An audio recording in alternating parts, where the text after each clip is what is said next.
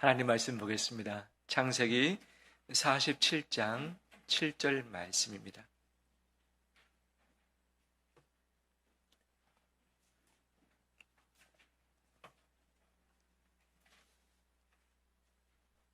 (47장 7절에서) 12절까지 교독하겠습니다.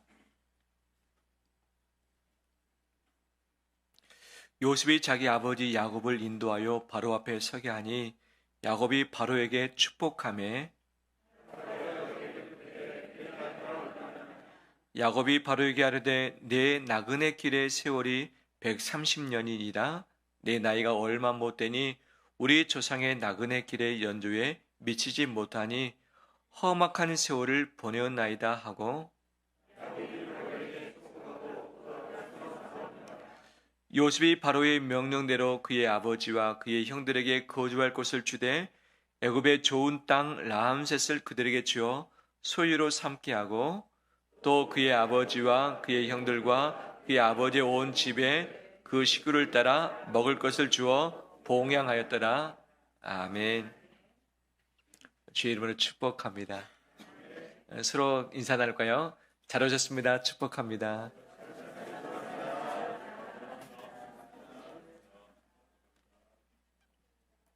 2월을 시작합니다. 하나님의 큰 은혜가 우리에게서부터 시작해서 가정 가운데, 사방 가운데 흘러가길 간절히 소망합니다. 하나님이 예비하신 복이 있습니다. 마음껏 받아 누리길 간절히 원합니다. 제가 질문 한 가지 드리겠습니다. 사람은 잘 변할까? 잘 변하지 않을까요? 나 말고 내 옆에 있는 분을 볼까요? 잘 변합니까? 잘 안 변합니까? 특히 잘 변하지 않는 부분 중에 못된 습관은 잘 안 변하는 것 같아요. 옆에서 말하고 권면하고 또는 지적하긴 하지만 마음 먹어보기도 하지만 3일을 지나기가 쉽지 않다. 다시 원위치 되고 또 원위치 되고 나도 속상하고 너에게, 상대방에게 좋은 마음을 주지 못하는 것이 우리 인생의 삶이지 않는가 생각이 되었습니다. 우리 어르신들은 말합니다. 사람이 갑자기 하루아침에 확 바뀌었어요. 좋은 쪽으로. 그러면 뭐라고 말합니까? 죽을 때가 가까이 하는 것보다 라고 말을 하듯이 사람은 참으로 잘 바뀌지 않는 존재다는 것이죠. 오늘 본문에 등장하고는 야곱 역시 인생이 잘 바뀌지 않았습니다. 욕심 많은 인생, 어떻게든지 더 많이 소유해 보려고 했던 그의 발버둥 치는 삶. 그런데 오늘 본문의 130세를 맞이해서 그의 삶이 확 바뀌어 있는 모습을 보게 됩니다.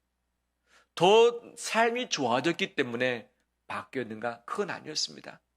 자기의 고향, 자기의 집터를 다 뒤로 하고서 이제 먹고 살기 위해서 애굽으로 이민을 갑니다.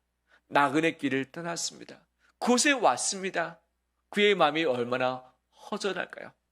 남은 생애를 고향에서 살다가 죽고 싶었었는데 이제 고향 땅에 돌아오지 못하게 될 수도 있는 그 여정을 떠나서 자기 70명의 가족을 부양하고 책임지지 못해서 이 애굽에 가서 빌부터 살기 위해서 그곳에 가는데 도리어 그의 인생이 상당히 좋은 쪽으로 바뀌어 있는 것들을 보게 되었습니다.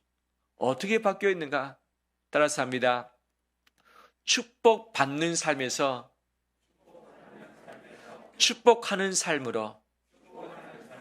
그렇죠. 그 전에는 야곱은 축복받기를 많이 원했습니다. 야곱 인생의 시작이 어디에서부터 시작합니까?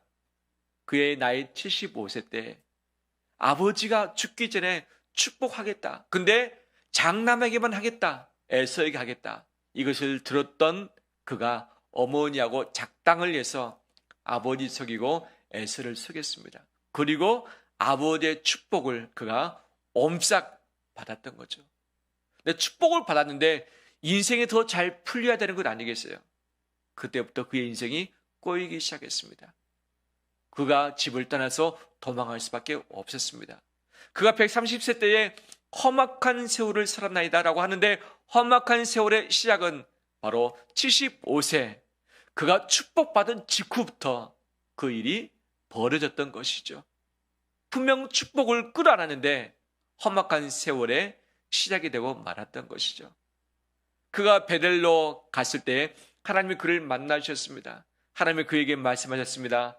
내가 너에게 복을 줄 텐데 너와 내 자손이 많은 사람에게 복을 주는 역할을 하게 될 것이다 라고 하면서 이 베델에서 하나님을 만나고 복을 받았습니다.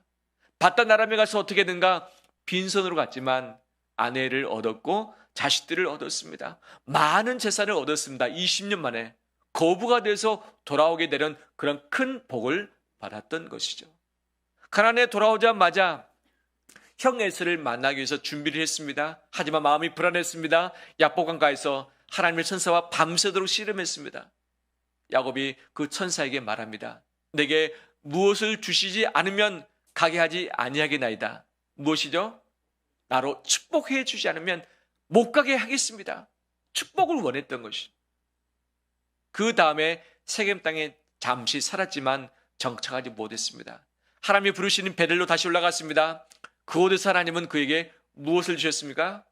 복을 주시고 또 약속해 주셨습니다. 너와 내 자손이 너 때문에 온 자손 땅의 사람들이 잘 될 거야 라고 하는 그런 복을 또 하나님은 허락을 하셨던 것이죠. 그의 인생 130세 전까지 보면 이 축복과 복이라는 단어가 5차례 나옵니다. 5차례. 아버지로부터 받았고 집을 떠나기 전에 아버지께 또 축복기도 또 받았습니다. 베델에서 바단 아람에서 돌아와서 그가 복을 받았던 것이 5차례 나오는 거죠. 근데 이 130세 되던 이때부터 그가 죽을 때까지 축복, 복이라는 단어가 몇 번 나오는가? 5차례. 5차례. 어떻게 보면 그의 나이 147세를 두고 봤을 때는 약 70에서 80세 정도가 그의 중간이라고 할 수 있는데, 축복이라는 단어를 가지고 보면 그가 받았던 삶이 129세까지, 이제 130세부터 147세, 마지막 17년, 18년 동안에는 복을 주는 삶으로 완전히 바뀌게 되는 것이죠. 바로 이것이 기준점이었다는 것이죠. 그러면 그토록 바뀌기 쉽지 않았던 야곱, 고립스러웠던 야곱, 탐욕이 가득했던 야곱, 한번 웅표치면 넣기를 싫어했던 그가 어떻게 이렇게 바뀌었을까? 야곱이 축복하는 삶을 살게 되는 그 특징이 있는데 2가지로 요약을 할 수 있겠습니다. 그 첫 번째가 무엇인가? 그의 말이 7절에 이렇게 하고 있습니다. 요셉이 자기 아버지 야곱을 인도하여 바로 앞에 서게 하니 야곱이 바로에게 무엇하매? 축복하매 라고 하고 있죠. 먹을 것이 없어서 기근 때문에 애굽으로 이주를 했습니다. 근데 요셉을 만났습니다. 요셉과 얼싸 안으면서 울었습니다.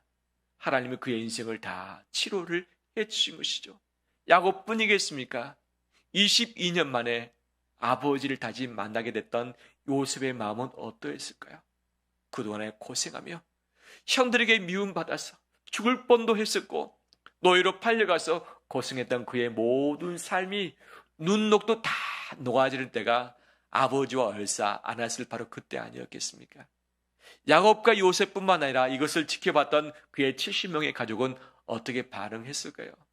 아마 함께 위로받고 회복이 됐을 것입니다. 특히 그의 형 10명은 요셉을 팔아버린 이후에 죄책감 가운데 시달렸을 것이고, 이 기근 때문에 애굽에 내려왔을 때 그들은 서로 말합니다. 우리가 요셉을 팔아서 이런 고난을 당하는 것 아니냐 서로 뉘우쳤지만 그 죄책감은 사라지지 않았던 거죠. 그런데 아버지와 요셉이 다시 상봉하는 그 장면을 보면서 형들도 울면서 함께 위로받고 회복되지 아니었을까 생각이 되었습니다.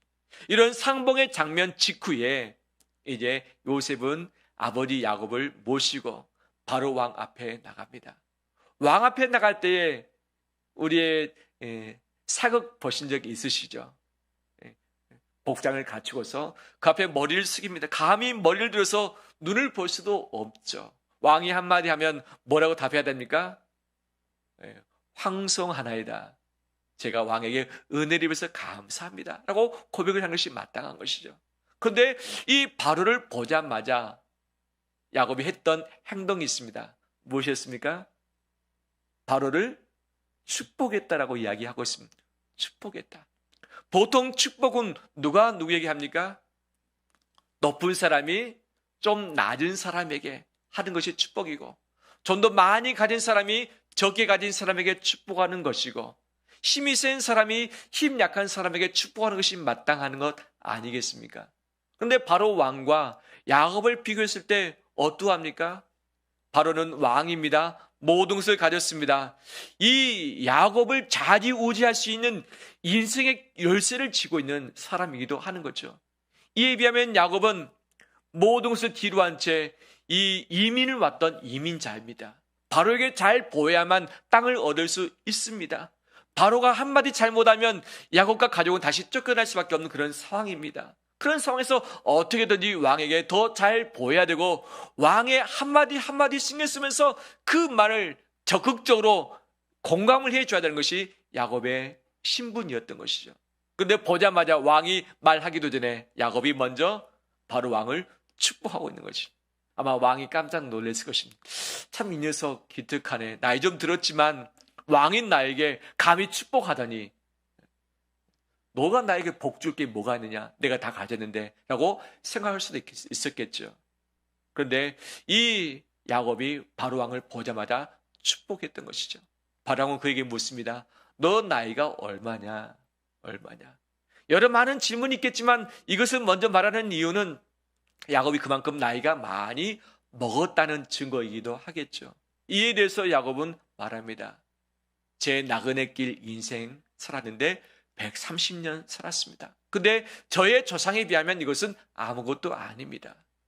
저는 험악한 세월을 살았습니다. 라고 하면서 그의 자신을 소개할 때에 나그네 인생길인 것을, 험악한 세월을 살았음을 이야기하고 있는 거죠. 그의 말처럼 험악한 세월을 살았습니다. 75세 때 집을 떠나서 20년 동안 객지에서 고생하고, 돌아왔지만 정착하지 못하고 이리저리 돌아다니는 방랑자의 삶을 살았었고, 마지막 집에 와서 고향 땅에 와서 아버지를 따라보내면서 여생 편안하게 살겠다 마음먹었지만 11번째 아들인 요셉을 잃고 말았던 거죠. 짐승에게 찢겨서 죽은 것으로 그는 알았던 것이죠. 식음을 전폐했고 행복하지 못했습니다. 남은 삶이 22년 동안 고통 가운데 자식을 가슴속에 묻어두면서 살 수밖에 없었던 것이 야곱의 형편이었던 것이죠. 그럼에도 불구하고 그런 형편이었던 자가 바로 왕에게 축복하는 것이죠. 그러면 왜 그가 이런 험악한 세월을 살고 있으며 지금도 나그네 인생길인데 축복할 수 있었겠는가? 그 이유를 두 가지 정도로 살필 수 있을 것 같습니다. 그 첫 번째는 뭐냐? 하나님과 처음 만났을 때 하나님이 그에게 약속하신 말씀이 있었습니다. 그 말씀이 뭐냐? 창세기 28장 13절에서 15절 말씀 보면 이렇게 말하고 있습니다. 땅의 모든 족속이 너와 내 자손으로 말미암아 복을 받으리라. 는 말씀이죠. 땅의 모든 족속이 너와 내 자손 때문에 복 받을 것이야. 하나님과 처음 만났을 때 하나님이 그에게 주신 말씀이었고 약속이었습니다. 그런데 이 말씀은 아브라함에게 주셨던 말씀, 이삭에게도 주셨던 말씀인데 야곱에게도 주셨던 거죠. 나중에 요셉에게도 이 말씀을 주신 것 아니었겠습니까? 근데 바로 이 말씀, 바로 야곱은 이 말씀을 붙잡고서 이 말씀의 특권을 가지고서 자기보다 훨씬 더 높고 많이 가진 힘센 바로 왕에게 축복하고 있는 것이죠. 이것이 그의 바뀐 삶의 첫 번째 특징이었습니다. 축복은 누가 할 수 있느냐?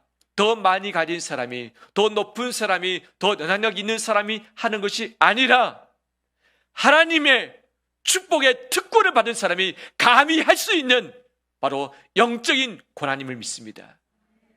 그 어떤 누구나 아무나 할 수 있는 것이 아닙니다. 축복은 복을 주는 것이 아니라 복을 비는 것이 축복입니다.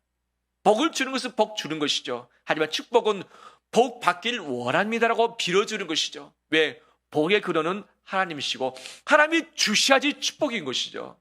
복인 것이죠. 하나님께서 당신에게 복 주시길 원하십니다. 이것이 축복이라는 단어인 것이죠. 이 축복의 권한을 야곱과 그의 자손에게 허락을 해 주셨습니다.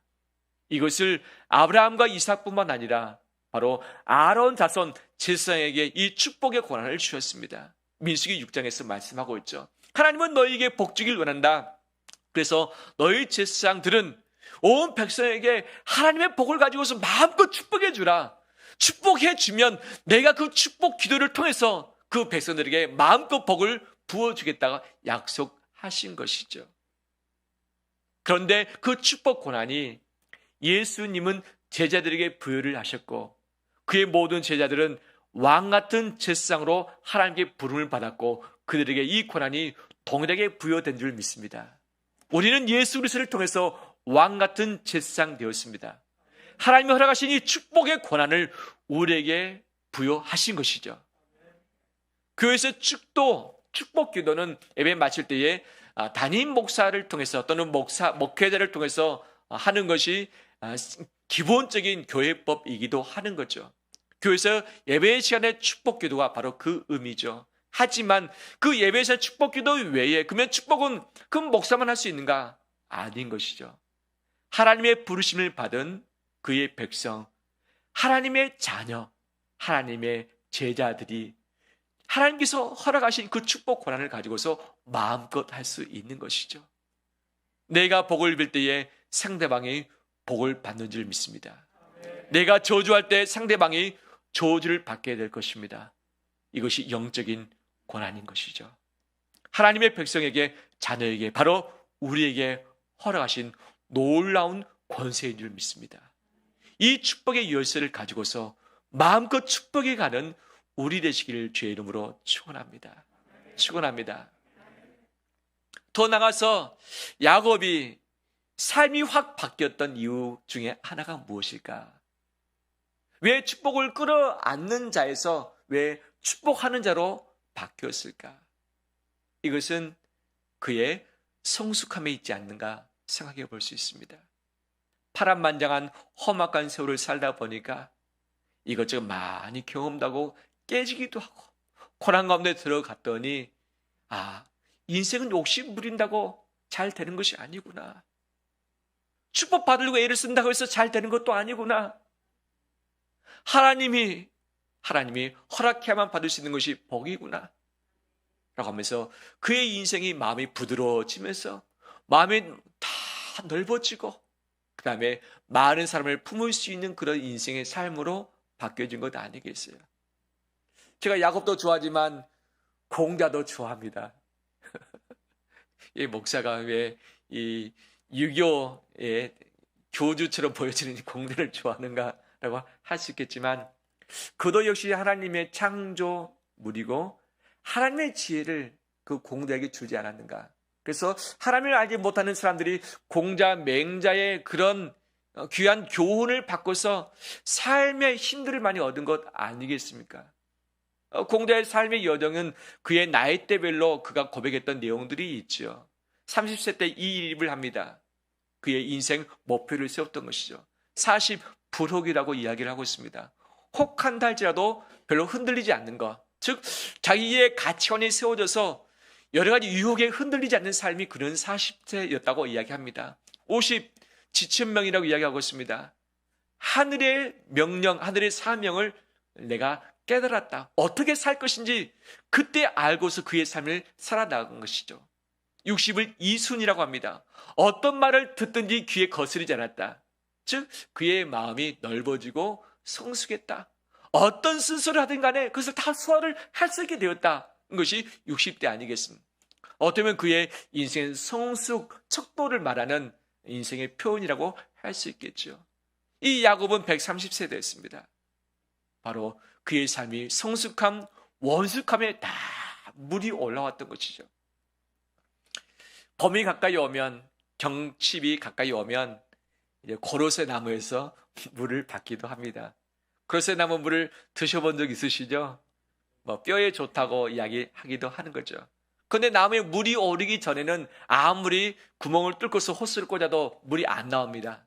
네, 지금은 이제 봄을 앞두고서 물을 잔뜩 끌어안아야지만 그 다음에 잎을 피고 꽃을 피울 수 있는 건 아니겠어요? 물을 잔뜩 끌어모으고 있는 이때에 구멍을 뚫고서 호스를 꽂으니까 물이 절절절 흘러나오듯이 바로 인생의 성숙함도 그런 건 아니겠어요? 성숙함이 무르익을 때에 구멍을 뚫고서 찌르지만 그곳에서 쓴물이 나오는 것이 아니라 단물도 나오고 생명수 나온 것 아니겠어요? 야곱이 바로 130세 때에 그때에서야 무르익은 완숙미가 나왔던 것이죠. 우리 인생이 이러해 보길 간절히 원합니다. 이 시대는 참으로 욕심 많은 시대이기도 합니다. 내가 더 잘되기 위해서 상대방이 더 작게 가진 것을 다 탈탈 끌어모아서 내 배를 채우고 상대방 굶게 만들어버리는 것이 이 시대의 모습 아니겠어요? 내가 좀 더 좋은 자리에 올라가기 위해서 내가 가진 수단을 가지고 상대방을 내 발밑에 두길 원하는 것이 이 시대의 모습이기도 하는 것이죠. 내가 누군가에게 자선을 베풀고 좀 사랑을 베푼다 하지만 없는 사람이 하기보다는 내 가슴, 내 배는 가득 채워주고 나서 더 이상 먹기도 쉽지 않겠다. 흘러 넘치는 것의 일부를 가지고 사람에게 생생내면서 기부하고 자선하겠다는 것이 기본적인 이 시대의 모습 아니겠습니까? 서로 마음이 너무 쪼그라들어가지고 작은 일에도 불쑥불쑥 화내고 그 다음에 이 성내면서 관계들이 틀어져 버리고 용서하지도 않고 용납하지도 않고 계속해서 원수된 삶을 살아내는 것이 이 시대의 모습인 것이죠. 이 시대는 그렇게 갈 수밖에 없을 것이다. 마치 야곱이 험악한 세월을 살아나이다 라고 하는 것처럼 애를 쓰고 발버둥 쳤지만 정말 좋지 못한 인생 여정을 걸었다는 것처럼 우리도 역시 그런 인생을 걷고 있을 수도 있는 것이죠. 하지만 우리는 하나님께 축복 권한을 받은 특권자입니다. 특권자입니다. 하나님 나를 그런 자로 불러주셨습니다. 불러주셨습니다. 내가 복을 전하고 내가 복을 위해서 기도할 때 하나님은 주시겠다고 약속하셨습니다. 주시겠다고 약속하셨습니다. 내가 다른 것을 주지 못한다 할지라도 축복의 메시지 왜 말 못하겠습니까? 우리 얼마든지 우리의 소중한 언어를 가지고서 은혜를 가득 품고서 축복하길 간절히 소망합니다. 그런 의미에 있어서 우리 옆에 분에게 고백해 볼까요? 주의 이름으로 축복합니다. 돈을 드리지 않아도 할 수 있는 것이 우리 축복의 고백인 것이죠. 또 고백할 뿐만 아니라 하나님께 기도하기를 합니다. 하나님, 제가 사랑하는 그 사람이 복을 얻기를 합니다. 제가 그 영혼을 축복합니다. 하나님, 이 시대를 축복합니다. 주님의 길교를 축복하며 주님의 길교를 통해서 많은 영혼들이 축복 얻기를 원합니다. 한국교회가 축복의 통로 되기를 원합니다. 라고 하면서 기도함으로 말미암아서 축복을 함께 강구하며 나가는 우리들을 간절히 소망합니다. 또한 더 나아가서 돈 들이지 않고서 할 수 있는 축복의 역할들이 있는 것이죠. 무엇이죠? 우리의 밝은 미소가 축복의 메시지인 줄 믿습니다. 얼굴을 찡그리면 옆에 사람도 마음이 불편해질 수밖에 없는 것이죠. 얼굴에 좀 돈을 덜 드린다 할지라도 돈을 안 드린다 할지라도 웃는 모습 가질 수 있는 것 아니겠어요? 웃을 때에 따뜻한 미소를 전할 때에 이것이 축복하는 자의 삶인 줄 믿습니다. 그런 의미에서 한 번 더 옆에 분 얼굴 보면서 밝게 한번 웃어주길 바랍니다. 미소 지어 볼까요? 얼마나 보기 좋습니까? 얼마나 보기 좋습니까? 따뜻한 마음을 흘려 보내보길 간절히 원합니다. 마음들이 많이 추워졌습니다. 마음이 많이 조급합니다. 여유가 없습니다. 하지만 우리는 하나님의 축복 권한을 받은 그런 귀한 자녀입니다. 마음을 따뜻하게 녹여서 따뜻함으로 주변의 사람들을 품어주며 그들에게 온기를 줄 수 있는 그런 축복의 삶을 사는 우리 되길 간절히 소망합니다. 더 나가서 말로만 아니라 그다음에 표정으로만 아니라 어떤 축복은 시간을 들이기도 하고 돈을 들여야만 잘 전달될 수 있는 것도 있습니다. 내가 못 가졌기 때문에 나는 베풀기 힘들겠다 생각할 수 있습니다. 야곱이 바로왕보다도 더 많이 가졌기 때문에 축복했습니까? 아닙니다. 덜 가졌지만 축복하는 삶을 살았던 것이죠. 우리나라 사람에게 물었습니다. 당신은 중산층입니까? 당신은 부자입니까? 물었을 때 얼마나 되는 사람이 나는 부자다라고 이야기를 했을까요? 얼마 되지 않습니다. 우리 성도님 묻습니다. 나는 부자인 것 같다. 야, 두 분이 성도님, 민병건 지사님, 김철희 지사님, 우리 박수 한번 드리겠습니다. 이야, 집 한 10채 갖고 계신 거죠?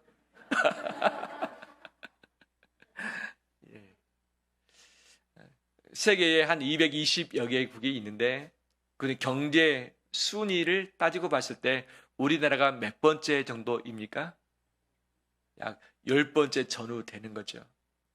우리보다 못 사는 나라가 200개 이상이 되는 것이죠. 상당히 잘 사는 나라인 것이죠. 하지만 우리는 내가 잘 산다는 생각을 많이 못하고 있는 거예요. 왜?